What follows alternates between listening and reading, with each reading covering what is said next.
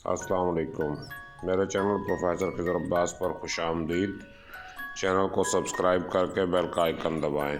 Video को like, comment और share करें। बहुत बहुत शुक्रिया। बिस्मिल्लाहिर्रहमानिर्रहीम। आबाब वकार, अस्सलाम वालेकुम। मैं हूं प्रोफेसर खिज़र अब्बास और आप मेरा यूट्यूब चैनल देख रहे हैं प्रोफेसर खिज़र अब्बास। इस चैनल पे मैं अपने लेक्चर और अल्लामा इकबाल और मीर तकी मीर वगैरह के कलाम की शरह पेश कर रहा हूं। तो एक सब्सक्राइबर की फरमाइश पर मैंने मीर तकी मीर के दीवान की शरह शुरू की हुई है।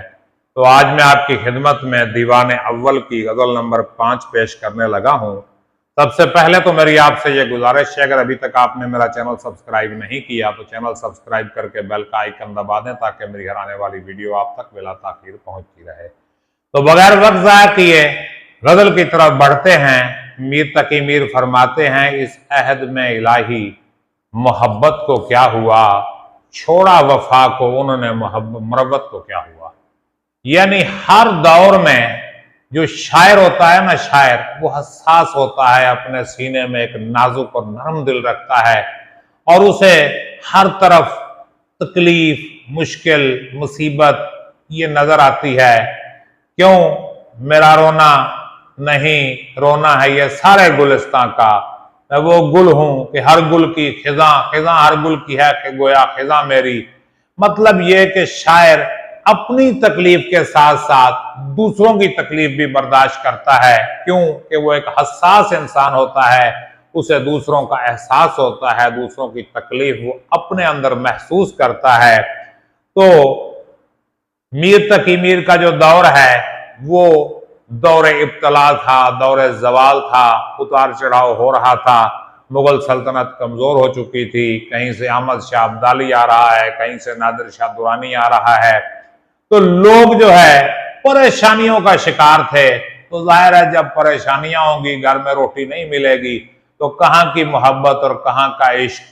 शेख सादी ने कहा था ना, चुना कहत साली शुदंदर दमिश्क, जवाना फरामोश कर दंद इश्क। जब दमिश्क में कहत साली हुई तो जवान इश्क करना भूल गए। तो इस अहद में इलाही मोहब्बत को क्या हुआ, इस्तफामिया अंदाज में ये शेर है। इस्तफामिया बड़ा प्यारा अंदाज होता है, खासतौर पे गजल में, कि सामे के जहन में सवाल पैदा किया जाता है। जब सवाल पैदा होता है तो सामे उसकी तरफ तवज्जो करता है, सुनने वाला उसकी तरफ ध्यान करता है। तो मीर क्या कहते हैं, इस अहद में इलाही, ऐ अल्लाह इस अहद में, इस दौर में मोहब्बत को क्या हो गया, मोहब्बत किधर चली गई और छोड़ा वफा को उनने। अब यहाँ उन से मुराद उसका महबूब भी हो सकता है, कोई और इंसान भी हो सकता है और पूरा मुआशरा भी हो सकता है कि वफा को उन लोगों ने छोड़ दिया है। मुरब्बत, दीद, लिहाज, प्यार, मोहब्बत पता नहीं कहाँ चले गए। ना खुलूस रहा है, ना मोहब्बत रही है, ना मुरब्बत रही है। हर चीज जो है वो खत्म हो चुकी है और उम्मीदवार वादा है दीदार मर चले। बड़ा जबरदस्त शेर है, मशहूर तरीन शेर है। यूं समझे कि मीर के 72 नश्तरों में से एक ये नश्तर भी है। वो कहते हैं, उम्मीदवार वादाए दीदार मर चले, आते ही आते यारो कयामत को क्या हुआ। अब इसमें इस्तियारा भी है, तशबीह भी है और किनाया भी है। यानी बहुत सी सनतें इस शेर में मौजूद हैं और सनाए बदाए में कमाल है ये शेर। यूं समझ लें कि मीर के बहुत अच्छे शेरों में ये शेर शामिल है। वो कहते हैं, आते ही आते यारो कयामत को क्या हुआ, उम्मीदवार वादाए दीदार मर चले। यानी जिन लोगों ने महबूब के दीदार की आस लगाई हुई थी, उम्मीद लगाई हुई थी, तो किसी शायर ने कहा था ना, कागा सब तन खाइयो चुन चुन खाइयो मांस, दो नैना को मत खाइयो इनको पिया मिलन की आस। यानी महबूब के मिलने की उम्मीद तो हमारे पास थी, हमारे दिल में थी, लेकिन कहां तक जिंदा रहते, कब तक जीते। वो एक शायर ने क्या खूब कहा कि उनके वादे पे मुझको भरोसा तो है, जिंदगी मुख्तसर हो तो मैं क्या करूं। और गालिब ने क्या खूब कहा था कि तेरे वादे पर जिए हम, तो ये जान झूठ जाना कि खुशी से मर न जाते अगर एतबार होता। तो उम्मीदवार वादाए दीदार मर चले, है महबूब तुमने जिनसे मिलने का वादा किया, जिन्हें अपना दीदार कराने का वादा किया, वो मर गए, मर चले, उनकी जिंदगी खत्म हो गई। आते ही आते यारो कयामत को क्या हुआ। कयामत तो आ रही थी, यहाँ महबूब को कयामत कहा गया है। कि कयामत जो है तेरे सर्व कामत से कद आदम, कयामत के फितने को कम देखते हैं। ये गालिब ने कहा था कि महबूब को सरताबा कयामत कहा गया कि आते ही आते यारो कयामत को क्या हुआ। जिस तरह कयामत आएगी, वादा किया है नबी पाक ने, अल्लाह ने बताया है कि कयामत आएगी, लेकिन कब आएगी कोई पता नहीं। तो महबूब भी कयामत से कम नहीं, उसने भी आना तो है, लेकिन कब आना है? उस वक्त आना है जब सारे मर जाएंगे। बाद मरने के जब तुम आओगे, क्या जमाने को मुंह दिखाओगे? यानी मेरी मैयत पे जब तुम आओगे, क्या जमाने को मुंह दिखाओगे? और तीसरा शेर देखें, इस गजल का कुल 7 शेर हैं। तो तीसरा शेर है कि कब तक तजल्लो माह भला मर्ग के तई, तजल्लुम यानी जुल्म, कब तक तजल्लो माह भला मर्ग के तई, यानी मारने तक ही मुझ पे जुल्म करते रहोगे। कितना जुल्म करना है और मुझ पे? मैं तो मरने वाला हूं, मुझे मार के ही दम लोगे। मारना ही है मुझे और कुछ नहीं करना। कब तक तजल्लो माह भला मर्ग के तई, मर्ग कहते हैं मौत को, तो मौत के लिए ही मुझ पे जुल्म कर रहे हो, मारना चाहते हो मुझ पे। कुछ पेश आया वाकया रहमत को क्या हुआ, यानी कुछ पेश आई है बात तुम्हें, रहमत को क्या हुआ? यार तुम्हारे अंदर तो रहम की सिफ्त भी थी, रहम तो करो। तो मारना ही है सबको। ये जिंदगी जो है मारती है ना सबको, किसे जिंदा रखती है?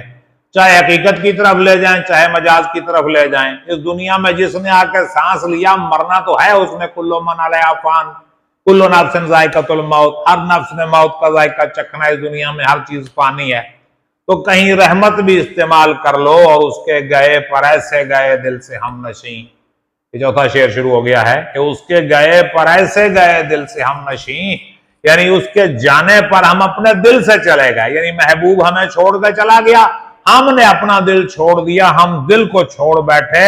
उसके गए पर ऐसे गए दिल से हम नशी, मालूम भी हुआ न कि ताकत को क्या हुआ, हमें पता ही ना चला कि हमारी ताकत कहां चली गई। जब महबूब हमें छोड़ के चला गया तो हमारा दिल भी उसके साथ चला गया। मुसफ़ी ने कहा था ना कि हमदम जो देखता हूं तो पहलू में दिल नहीं, हमदम जो देखता हूं तो पहलू में दिल नहीं। बैठा था उसके पास, मेरा दिल वहीं रहा कि मेरे दिल को भी वो अपने साथ ले गया। वो गया, साथ दिल भी चला गया। मालूम भी हुआ ना कि ताकत को क्या हुआ, पता ही ना चला कि मेरी ताकत कहां चली गई, ताकत साथ ही चली गई उसके। और बख्शिश ने मुझको अब्र करम की किया खजिल।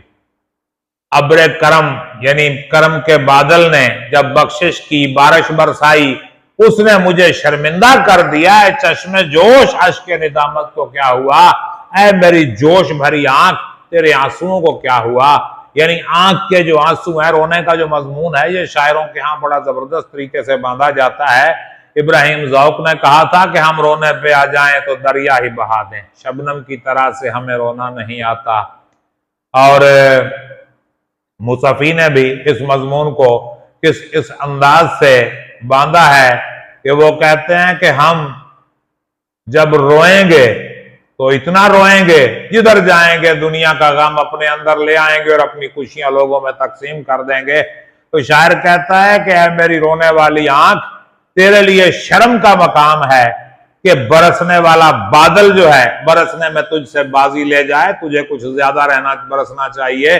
अजीज मियां कवाल ने एक कवाली के शेर में कहा था, पता नहीं वो किस शायर का शेर है, वो कहते हैं कि मजा बरसात का चाहो तो इन आंखों में आ बैठो, मजा बरसात का चाहो तो इन आंखों में आ बैठो, वो बरसों में कहीं बरसे, ये मुद्दत से बरसती हैं। और अगला शेर देखिए, छठा शेर है कि जाता है यार तेग बकफ गैर की तरफ, मेरा महबूब जो है वो तलवार लेके गैर की तरफ जा रहा है। ये कौन सी तरह बात है भाई?